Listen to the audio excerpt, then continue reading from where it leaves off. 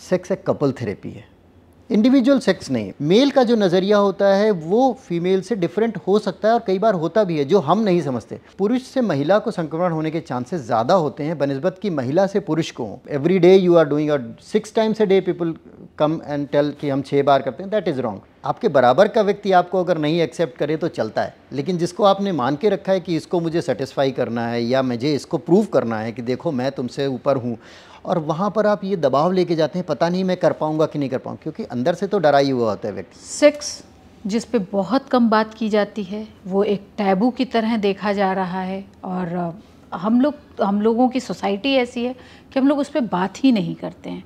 वही बात आ जाती है कि आप क्या चाहते हैं और किस तरह से आपको गाइड किया जाए। क्यों ये यौन की जो बीमारियां हैं वो हमारे यहाँ आज भी टैबू बनी हुई हैं, और किस समय हमें डॉक्टर के पास जाना चाहिए। इसके लिए आज हमारे साथ हैं यूरोलॉजिस्ट भी हैं, एंड्रोलॉजी भी कर रहा है और सेक्सुअल मेडिसिन पे इनकी महारत हासिल है। हमारे साथ हैं डॉक्टर प्रशांत जैन जी, जो हमें आज बताएंगे कि महिला को या पुरुष उसको कब पता हो जाना चाहिए कि सेक्स जो है वो टैबू नहीं, एक हमारी नीड है। बहुत बहुत स्वागत है सर आपका हमारे शो पे। हम यूरोलॉजिस्ट से मिलने आए थे, लेकिन हम अब मुझे लग रहा है कि हम उस सब्जेक्ट पे अब बात करने जा रहे हैं जिसकी आज सबसे कम बात की जाती है, वो है सेक्स, और बहुत टैबू की तरह इसको देखा जाता है। आपके पास जब पेशेंट्स आते हैं, और आपको किस तरह के पेशेंट्स उस किस समय मिलते हैं कि आपको लगता है कि अरे यार ये क्या करके आए हो तुम, उसके बारे में थोड़ा बताएं। यहाँ एक चीज़ शुरू में मैं बताऊँ कि आपने कहा जैसे कि यूरोलॉजिस्ट से मिलने आए थे और सेक्सोलॉजिस्ट से बात होने लगी, ये दोनों लोग एक हैं, बहुत सारे लोग नहीं जानते ये, इसलिए ये बहुत जानना ज़रूरी है कि अगर सेक्सोलॉजी की किसी को प्रॉब्लम है तो आप यूरोलॉजिस्ट से कांटेक्ट कर सकते हैं। यूरोलॉजिस्ट ही बेस्ट पर्सन है। एक्चुअली जो मिथ है कि किसी नीम हकीम से मिलने या जिन्होंने बोर्ड्स लगा रखे हैं, I am not going to name them और आई मीन शेम देम, लेकिन जब तक किसी को qualification, someone who is not qualified, जिसके पास क्वालिफिकेशन नहीं उस पर्टिकुलर सब्जेक्ट के लिए एज ए डॉक्टर, उसके पास जाने से आप मिसगाइड ही ज़्यादा हो सकते हैं, गाइड होने के चांसेस कम होते हैं। तो सेक्सोलॉजिस्ट जो होता है वो यूरोलॉजिस्ट के ही ट्रेनिंग के अंदर आता है, सेक्सोलॉजी की ट्रेनिंग भी, जिसको कि एक साइंटिफिक टर्म एंड्रोलॉजी है, वहाँ यूज़ करते हैं। अब आपका सवाल है कि कब स्त्री या पुरुष को ये जान लेना चाहिए कि भाई सेक्स टैबू नहीं है, और इससे संबंधित अगर आपको कोई शंका है, कोई समाधान आप चाहिए, कोई बीमारी है या उसके बारे में आपको सही जानकारी नहीं है, तो कब आप और किससे मिलें और डॉक्टर से कब मिलें। पहली चीज़, सेक्स एक कपल थेरेपी है, इंडिविजुअल सेक्स नहीं। मतलब जो एक सोसाइटी में भी आप देखें तो it's a male and female, usually जो एक देखा जाता है मेल एंड फीमेल का जो इंटीमेसी है उसको ही आप एक्सप्रेस करते हैं इस तरीके से, सामाजिक मर्यादाओं में रहते हुए, जिसे हम सेक्स का नाम देते हैं। अब आम तौर पे सोसाइटी में देखा जाए तो ये जिम्मेदारी शुरू से ही परिवार पे आ जाती है, माता पिता पे आ जाती है कि चाहे उनका बालक हो या बालिका हो, उसको हमें बाकी अगर उसका सर्वांगीण विकास करना है, पूरे शरीर का विकास करना है, तो जो उनके जननांग हैं वो भी उनके ही विकास का पार्ट हैं। और शरीर में एक एज के बाद हार्मोनल चेंजेस होते हैं, शुरू से होते हैं, लेकिन आप देखें पर्टिकुलर जिसको हम प्यूबर्टी बोलते हैं, 12 साल 13 साल पे बालिकाओं में और लड़कों में, बॉयज़ में वही 10 11 12 साल पे, इस वक्त हार्मोनल चेंजेस ऐसे होते हैं कि एकदम से वॉइस बदलने लगती है, जो प्राइवेट पार्ट्स हैं थोड़े उनके साइज़ बढ़ने लगता है और उनके इमोशंस भी चेंज हो जाते हैं। ये वो समय है जहाँ उन्हें हमारे सपोर्ट की, पेरेंट्स के सपोर्ट की, सोसाइटी के सपोर्ट की ज़रूरत है कि वो अपने शारीरिक बदलाव को, अपने इमोशनल बदलाव को, अपने फिज़िकल चेंजेस को समझने में उनको हम मदद करें, और उनके इमोशंस जो एक दूसरे के प्रति जनरेट हो रहे हैं हार्मोनल चेंजेस की वजह से, स्त्री का पुरुष की व्यक्ति, मतलब लड़के का लड़के की, लड़की की तरफ, लड़की का लड़के की तरफ, उस चीज़ को हम गुस्से से या उससे उनके बिगड़ जाएंगे इस तरीके के भावनाओं से ना देखें, बल्कि उनको गाइड करें। अब ऐसे समय में ही चूँकि उनके अंदर सेक्स हार्मोन्स की अधिकता होती है, जो अप्रोप्रिएट होती है, अधिकता तो नहीं होती, वो नॉर्मल वे में आ जाते हैं, तो ऐसे में नेचुरल है कि वो अपोजिट सेक्स की तरफ अट्रैक्ट होते हैं। और उस वक्त यदि उन्हें अपने ऑर्गन्स के बारे में न पता हो, या यदि वो मिस गाइड हो रहे हैं तो उससे इन्फेक्शन या जो STI जो बोलते हैं सेक्सुअली ट्रांसमिटेड इन्फेक्शंस हो जाते हैं, अगर वो आपस में मिलते हैं, उनके बारे में उनको सही जगह से सही नॉलेज मिलनी चाहिए, चाहे वो पेरेंट्स से मिले, चाहे वो मेडिकल एक्सपर्ट से मिले, और चाहे सही लिटरेचर से मिले। होता क्या है कि हम उनको कोई सुविधा ऐसी नहीं प्रोवाइड करते हैं, शर्मो हया समझ लें आप, या सामाजिक जो हमारे यहाँ लिमिटेशंस हैं, तो वो जो मीडिया है, या इनफैक्ट जो कि ऐसा मीडिया है जो हम आपस में नहीं देखते हैं, उससे डक छप के उनको या किसी ऐसी पत्रिका से उन्हें कुछ आधी अधूरी जानकारी मिलती है, और उसी से उनका एक मानसिक फ्रेम, मेंटल फ्रेम बन जाता है कि ये ऐसी चीज़ होती है जो हमारे समाज को आगे नुकसान करती है जब वो अडल्टहुड में जाते हैं, और उसके बाद फिर उसी मिसकंसेप्शन को वो दूसरी जगहों पे भी स्प्रेड करते हैं। So that is how we can guide them. तो आप अगर हम सेक्सुअल हेल्थ की बात करें तो जब महिला और पुरुष मिलते हैं, तो अगर किसी पुरुष को कोई यूरिन से इन्फेक्शन की प्रॉब्लम है, तो क्या वो महिलाओं में ट्रांसमिट हो जा सकती है? क्या इस तरह की चीज़ें भी होती हैं? हाँ बिल्कुल। देखिए, यहाँ हम अगर बात करें तो अगर एक व्यक्ति संक्रमित है और वो सेक्सुअली कांटेक्ट कर रहा है दूसरे अपने पार्टनर से, तो ये संभव है कि जो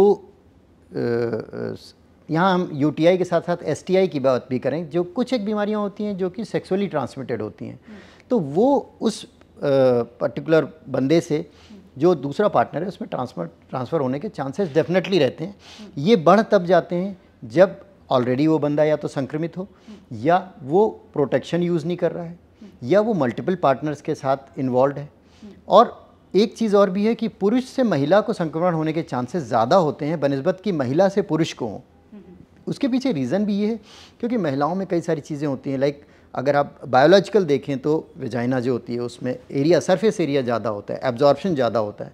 दूसरा, आम तौर पे हमारे समाज में महिलाओं को पैसिव माना जाता है, तो कई बार वो इस चीज़ को खुल के पूछ ही नहीं पाते कि भाई आपको कोई इन्फेक्शन तो नहीं है, कुछ नहीं है, ऐसी कोई प्रॉब्लम तो नहीं है, और उसके बाद ही हम इस प्रोसेस को स्टार्ट करें।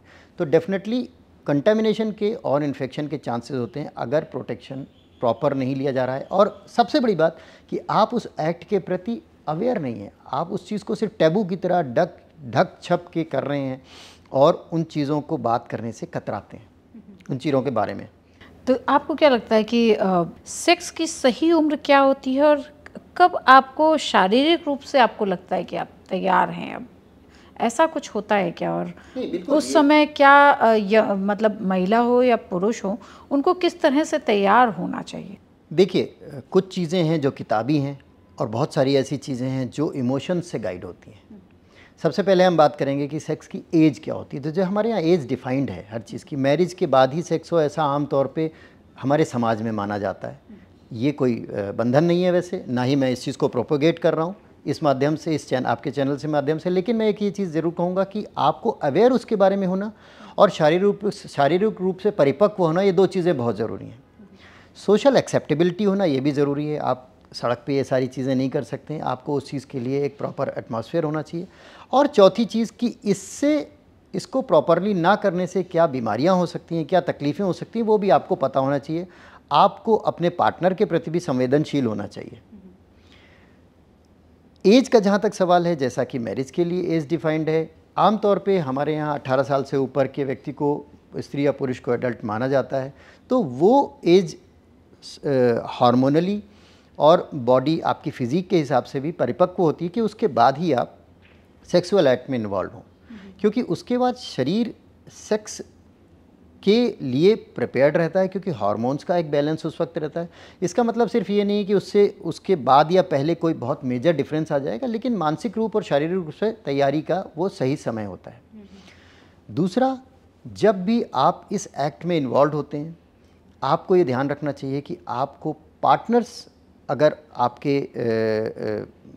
आपको मल्टीपल पार्टनर्स से सेक्सुअल रिलेशनशिप बनाने से बचना चाहिए, क्योंकि एक जो बीमारी है जिसे कहते हैं STD, सेक्सुअली ट्रांसमिटेड डिसीजेस, या STI, सेक्सुअली ट्रांसमिटेड इन्फेक्शन, ये जब आप मल्टीपल पार्टनर्स के पास जाते हैं तो डेफिनेटली उनसे अलग अलग जगहों से आपको कहीं ना कहीं कंटेमिनेशन होने का, इन्फेक्शन होने का चांस बढ़ जाता है। यदि आप अपने एक पार्टनर के प्रति ऑनेस्ट हैं और उसके ही साथ आपका ये रिलेशनशिप बना हुआ है और उसका भी रिलेशनशिप आपसे ही बना हुआ है, you are honest with each other, तो इन्फेक्शन होने के चांसेस या इन्फेक्शन होने पे ये पता होने के चांसेस कि किस वजह से हुआ और कब हुआ ज़्यादा होते हैं। उसका क्योर भी उसी हिसाब से जल्दी हो जाता है। ओके। और ये कहते हैं कि मास्टरबेशन को लेके बहुत सारी भ्रांतियां हैं अपनी सोसाइटी में, तो क्या सचमुच ये हार्मफुल है आपके शरीर के लिए, या मास्टरबेशन करना या नॉर्मल है ये? देखिए, ये बड़ा डिबेटेबल टॉपिक है, क्योंकि बड़ी सारी मिथ्स हैं पूरे सोसाइटी में कि मेरे पास पेशेंट्स आते हैं, वो कहते हैं जी मैंने गलत आदतें थी मेरी, मैं मास्टरबेट करता था, इस वजह से मुझे ये हो गया वो हो गया, और बड़ी एज में 40-50 की एज में आते हैं, बड़ा गिल्ट लेके वो सारा जीवन बिताते हैं। मेरे हिसाब से मास्टरबेशन शरीर की किसी भी एक प्रक्रिया जैसा ही है, किसी भी चीज़ की अधिकता नुकसान करती है, तो it should not be N obsession. जो बुरा है मास्टरबेशन में, वो ऑब्सेशन बुरा है। जैसे मेरे पास बच्चे आते हैं 20 साल के, 22 साल के, 25 साल के, जो अनमैरिड हैं, पढ़ाई कर रहे हैं, फ्रस्ट्रेट हो जाते हैं, वो कहते हैं जी हम मास्टरबेशन करते हैं। देखिए, आप जैसे मैंने बोला कि शारीरिक रूप से हार्मोन्स के चेंजेस के आधार पे कुछ शरीर में चेंज आते हैं, कुछ आपकी सोच और भावनाओं में चेंजेस आते हैं। जब आप अपोजिट सेक्स को देखते हैं, लेकिन आप अप्रोच नहीं कर सकते हैं क्योंकि सामाजिक मर्यादाएं हैं, तो आप उन चीज़ों को या किसी पत्रिका के माध्यम से, वीडियो के माध्यम से जब आप उन एक्ट्स को देखते हैं, तो आपके शरीर में वो हार्मोनल एकदम से सर्ज आता है, और वो सर्ज आपको स्त्री और पुरुष हो सेक्सुअली ओरिएंट करता है। और ऐसे में जब आप अपने आप को स्टिमुलेट करते हैं, तो जो इजैकुलेशन होता है या ऑर्गेज़म होता है, उसको ही मास्टरबेशन आप नाम दे सकते हैं, जो कि एक आपने एक्चुअल की बजाय एक कृत्रिम रूप से आपने उस व्यवस्था को दिमाग में अपने बनाया। जैसे ही इजैकुलेशन हो जाता है मास्टरबेशन के बाद, आप सेटल हो जाते हैं, जो कि नेचुरल सेक्स में भी यही होता है। सिर्फ यहाँ ये है कि उस वक्त आप अपने पार्टनर के साथ होते हैं, जब एक्चुअल आप कर रहे हैं तो आप सेटिस्फाई फील करते हैं, क्योंकि आप उसको नेचुरल एक्ट मानते हैं, समाज में इसको एक्सेप्ट किया गया है बहुत नेचुरली।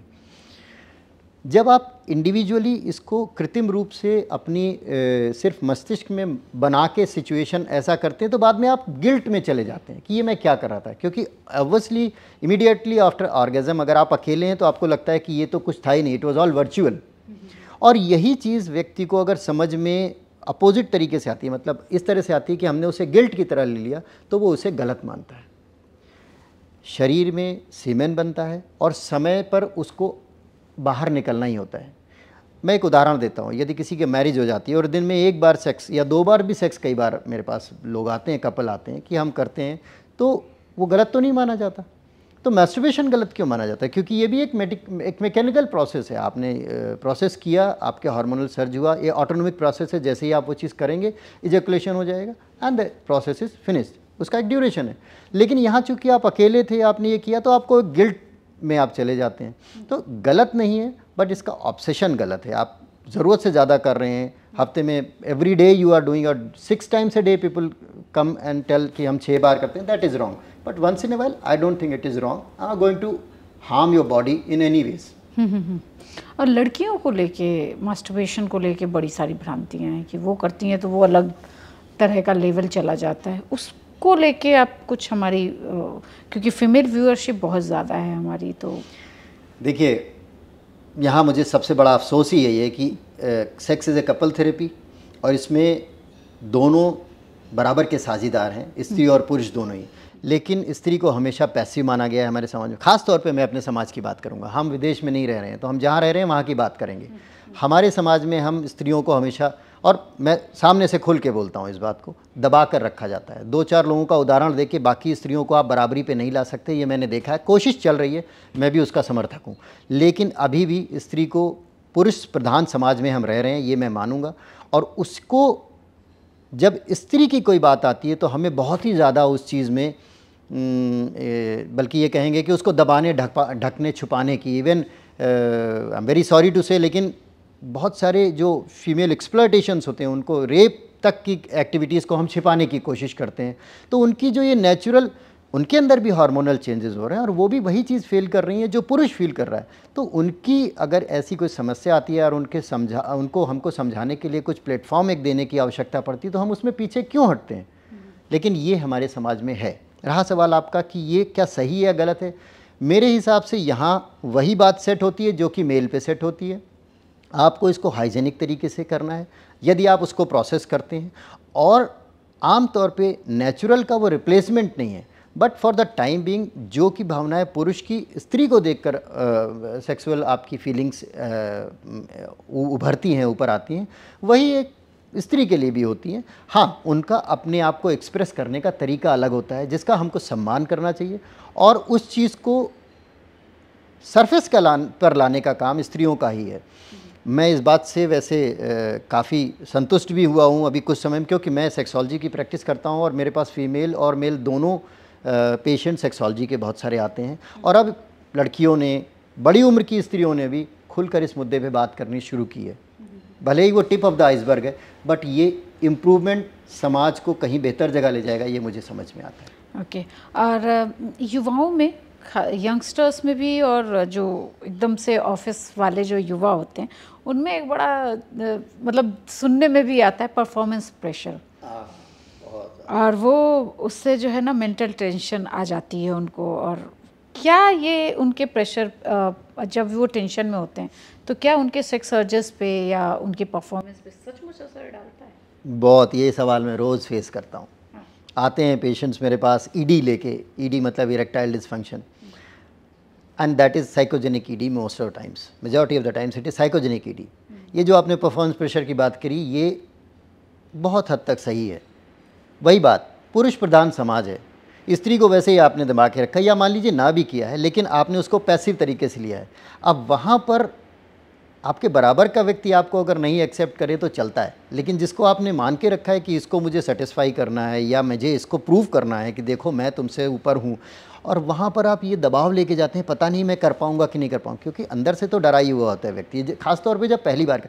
स्पेशली ये तब होता है जब आप एक रिलेशनशिप में नहीं होते, like you are having multiple partners, या आपके पास आप का कोई फ्रेश कलीग है या आपकी पार्टनर है, तो वहाँ आप इस दबाव में जाते हैं कि पता नहीं मुझे ये जो मेरी पार्टनर है इसी चीज़ से जज करेगी कि मेरा इंटरकोर्स का टाइम कितना है, मेरा कोई प्रीमेच्योर एजुकेशन तो नहीं है, और मैं किस तरीके से अपनी एक्ट को कर पाता हूँ। जबकि जब मैं, because I told you sex is a couple therapy, और मैं अपने पेशेंट से अलग अलग बात करता हूँ, दोनों साथ आते हैं, फिर भी मैं एक एक से बात करता हूँ, तो मैंने देखा है कि स्त्रियों का, महिलाओं का नज़रिया सेक्स के प्रति डिफरेंट होता है। जो हमारा नज़रिया, मतलब मेल का नज़रिया होता है, मैं मेल सो मैंने इसलिए हमारा बोला, बट मेल का जो नज़रिया होता है वो फीमेल से डिफरेंट हो सकता है, और कई बार होता भी है, जो हम नहीं समझते। हम जो सोचते हैं, हम वही चाहते हैं कि वो भी समझें इस चीज़ को। उनका अपने आप को सेटिस्फाई करने का तरीका, या आपको उनको सेटिस्फाई करने का जो तरीका है या समझ है, वो हमसे डिफरेंट है। इसलिए इस परफॉर्मेंस प्रेशर से आप अपने आप को नुकसान ही पहुंचाते हैं, उससे फ़ायदा नहीं होता। अगर आप फ्री माइंड से और अपने पार्टनर के साथ अंडरस्टैंडिंग रखते हुए इस एक्ट को परफॉर्म करते हैं, तो ये साइकोजेनिक जो ईडी है उसका बहुत हद तक रोल ख़त्म हो जाता है, एंड यू परफॉर्म बेटर।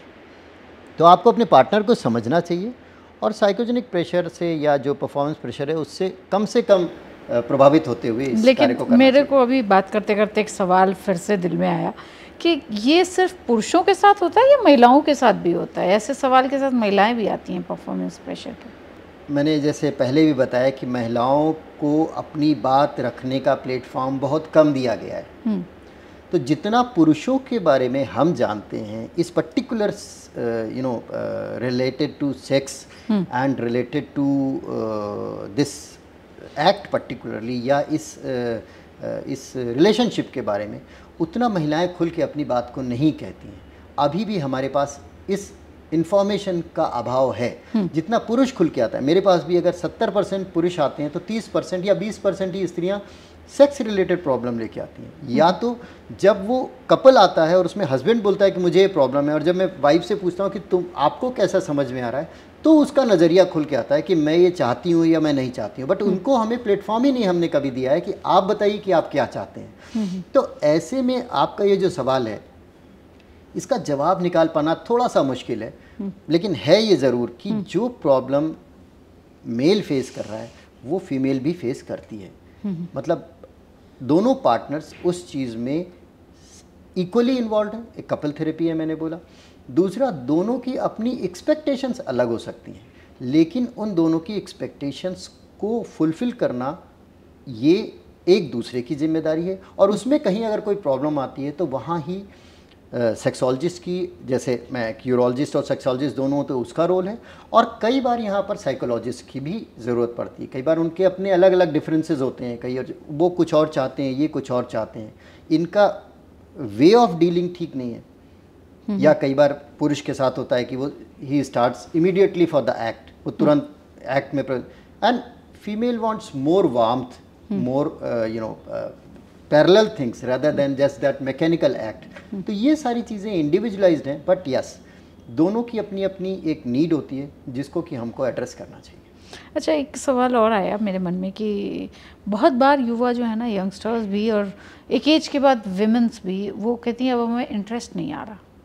तो क्या इसका फ़र्क पड़ता है और क्या ये सामान्य है ये, या फिर उनका कोई साइकोलॉजिकल डिसऑर्डर शुरू हो रहा होता है?